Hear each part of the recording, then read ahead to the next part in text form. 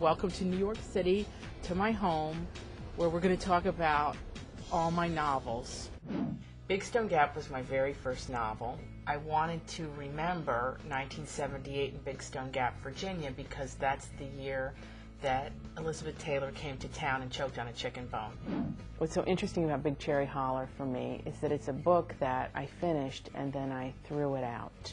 And I have to say it's one of my favorites now that I have a daughter, because it's about a power struggle between a mother and a daughter, and also juggling your marriage, because we know when we left Big Cherry Holler there were big problems. And this is really the story of how to hold it all together.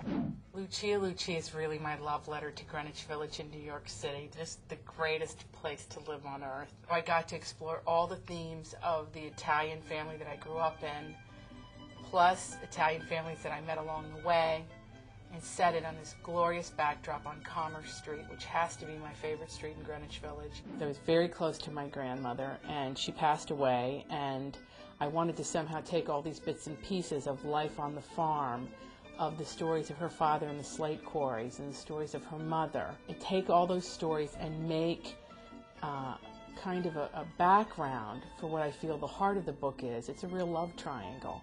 This is the famous Valdinos that I write about in Lucia and also in Rococo.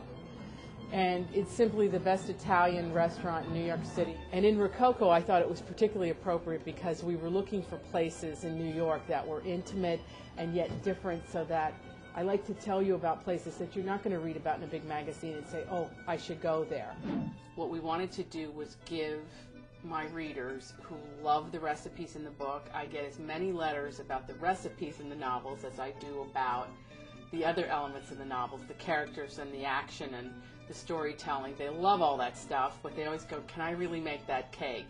This was a lot of fun for me to write because I got to slip back into Ave Maria Mulligan McChesney's shoes and figure out what the next phase of her life would bring. I think in book clubs it's really interesting because not only are you discussing the themes of the book, but there are also just the life changes that happen to these characters and how they relate to you and your friends and your daughters, and it opens up a way to talk about feelings. And ultimately, that's why I like writing books. I can stand here and I can talk to you directly and say, this is what this character is feeling. Now, how does that resonate with you?